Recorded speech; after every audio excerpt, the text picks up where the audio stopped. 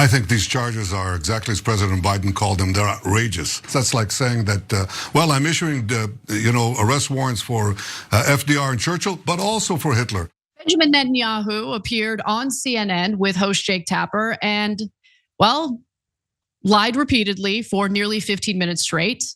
He even compared himself to FDR and Winston Churchill, as you just saw in the video clip that we aired. Here at TYT, though, we've decided that we're going to do exactly what Jake Tapper refused to do during the interview. We're going to debunk the falsehoods that were uttered by Netanyahu during that interview. So we'll start with Bibi's claim that the International Criminal Court prosecutor, Karim Khan, created this false equivalence between Hamas and Israel by seeking arrest warrants for the leadership of both entities. Let's watch. I think these charges are exactly as President Biden called them. They're outrageous. They're beyond outrageous. This is a rogue prosecutor that has put false charges and created false symmetries that are both dangerous and false. And the first false symmetry is he equates the democratically elected leaders of Israel with the terrorist tyrants of Hamas. That's like saying that, well, I'm issuing, arrest warrants for FDR and Churchill, but also for Hitler. Or I'm issuing arrest warrants for George Bush, George W. Bush, but also for bin Laden. That's absurd. I think an arrest warrant for George W. Bush makes all the sense in the world. I would 100% support that as a United States citizen, as someone who was born in this country, and as someone who lived through the war crimes that the Bush administration had carried out during the Bush administration. So yeah, that doesn't bother me at all.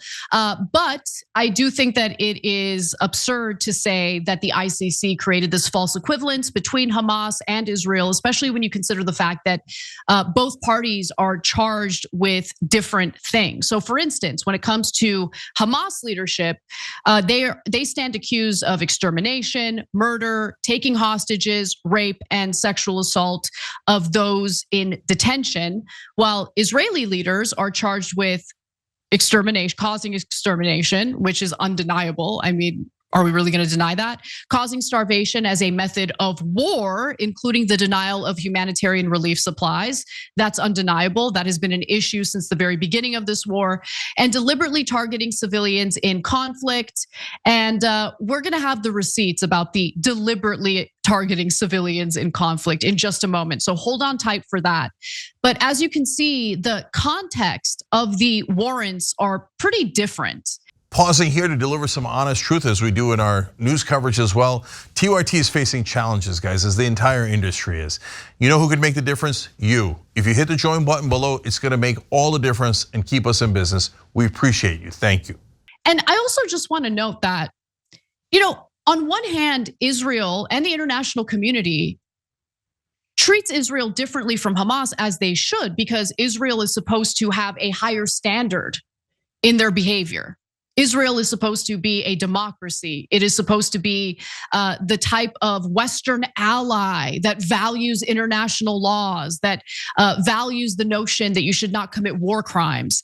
Hamas has been recognized as a terrorist organization, right?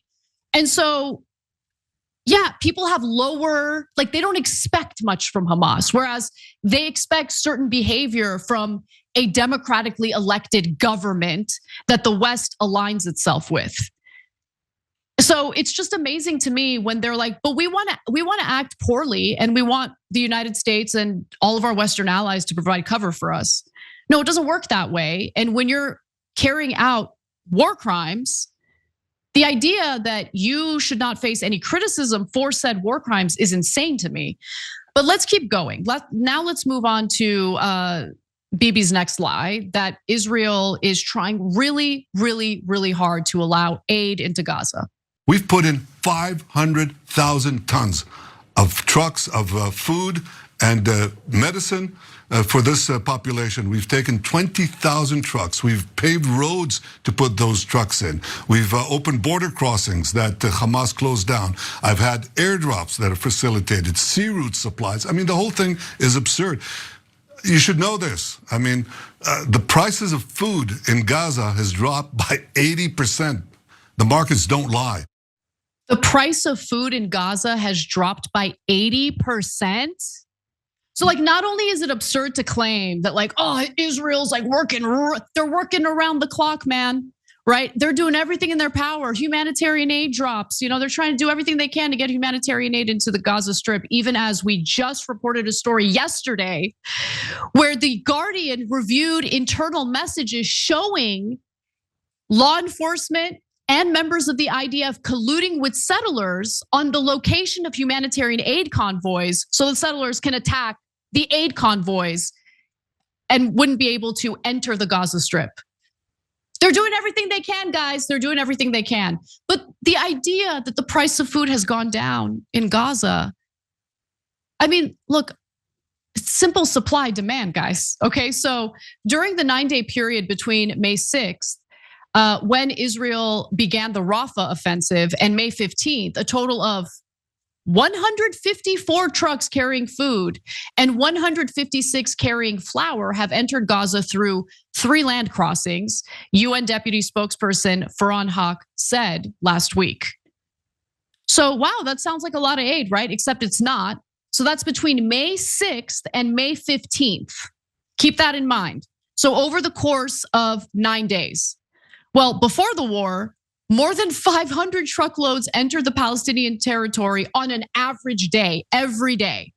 So obviously not enough humanitarian aid. I should also note that the United States wouldn't feel the need to build a pier to circumvent Israel to get humanitarian aid to the Palestinian people if Israel was allowing for the flow of humanitarian aid into the Gaza Strip. Period. I mean, come on. Now that the IDF is operating in Rafah, hundreds of thousands of displaced Palestinians have once again been displaced. They have fled the area, but this time there is not any one destination for them to go to, which makes it even more difficult to get whatever little humanitarian aid enters the Strip to the Palestinians who need it. Getting aid to displaced civilians has been hampered by closed and chaotic land crossings, as well as problems plaguing the US military's new floating pier meant to provide an alternative sea route for aid to Gaza or into Gaza. The UN says some 1.1 million people in Gaza, nearly half the population, face catastrophic levels of hunger, and that the territory is on the brink of famine. And I should note that the World Food Program, in fact, John McCain's wife, Cindy McCain, has noted that there's already a full-blown famine in northern Gaza. And regarding Netanyahu's honestly outrageous claim that food prices have been falling in Gaza, I mean, the markets speak for themselves. Okay, sure, yeah, the markets speak for themselves. Let's look at the markets and see how much the cost of food really is. Against the backdrop of conflict, chaos, and lawlessness, prices have obviously skyrocketed. Since the Rafah incursion, goods in the market have gotten even more expensive, and that's because there's less supply in Gaza. Supply and demand. There's a lot of demand, very little supply, thus the little supply ends up having prices that are much higher. Sugar was recently sold in Rafah markets for 7 shekels, less than $2. Then the next day, Hamas fired more than a dozen rockets at Israeli forces near the Kerem Shalom border crossing between Gaza and Israel, leading to its closure. I remember talking about that. That was an incredibly stupid move by Hamas. In the hours after, the price went up to 25 shekels. The following day, the price of sugar went down to 20 shekels. So just because this is a different part of the world doesn't mean that the basics of supply and demand don't apply. Now, moving on to Bibi's next lie, he also laughably claimed that the IDF is doing a great job limiting civilian casualties. Israel's gone out of its way, both in humanitarian aid and getting civilians out of harm's way with millions of text messages, millions of phone calls, and leaflets that we've been dropping, giving up the element of surprise. The ratio, because of our actions, the ratio of civilians to combatants killed is the lowest in the history of urban warfare, and certainly dense urban warfare like this. It's about 1 to 1. There are about 14,000 casualties, 14 to 15,000 terrorists killed, and an equal amount of civilians that were unfortunately killed, because that's what happens. No, it's not an equal amount of civilians who were killed. That is also a lie, and it's a lie that he has repeated over and over again. A report by our government here in the United States, which can't stop kissing Israel's ass regardless of what it does, even admitted that far more civilians have been slaughtered than Hamas militants. And Anthony Blinken admitted as much during one of those Sunday morning political talk shows. And let's get into the specific numbers. So the Gaza Health Ministry, whose estimates have been repeatedly shown to be credible, updated the death toll in Gaza. At least 35,709 Palestinians have been killed. And so let's just assume that what Netanyahu is saying is true, and 15,000 of those people were Hamas militants. It's still not a 1-to-1 ratio, clearly. Okay, 2/3 of the people killed in Gaza are women and children.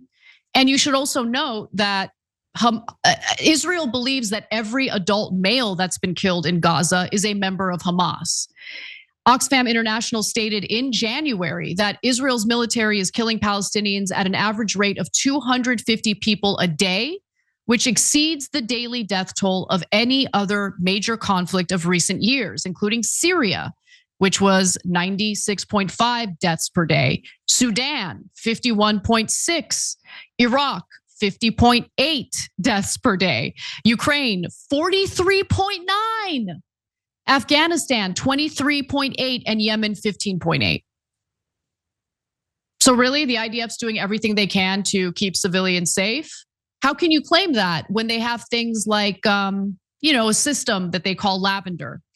Lavender has played a central role in the unprecedented bombing of Palestinians, especially during the early stages of the war. In fact, according to the sources, its influence on the military's operations was such that they essentially treated the outputs of the AI machine as if it were a human decision. For every junior Hamas operative that Lavender marked, it was permissible to kill up to 15 or 20 civilians.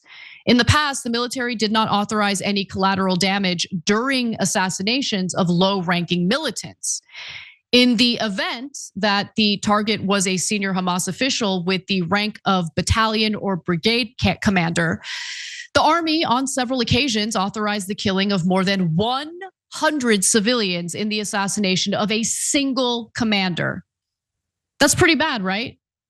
Well, it's about to get worse. Additional automated systems, including one called Where's Daddy, also revealed here for the first time. This is 972 magazine, were used specifically to track the targeted individuals and carry out bombings when they had entered their families' residences. So when you hear Cenk in one of his angry and justified rants mention Where's Daddy, this is what he's referring to. He's referring to the intentional targeting of civilians, knowing that a lot of civilians are gonna die. The family members of this individual that we're targeting, they're gonna die. We know it and we don't care. We're gonna do it anyway. And we'll also note that an NBC News investigation into 7 deadly airstrikes has found Palestinians were killed in areas of southern Gaza that the Israeli military had explicitly designated as safe zones. So telling Palestinians to flee to these safe zones and then proceeding to bomb those safe zones. It would have been nice if Jake Tapper, debunked some of Bibi's lies in real time. Really sad to see that he was unwilling to do that. But I'm glad that I have the ability to do that here on this show, thanks to the support of our paying members and subscribers.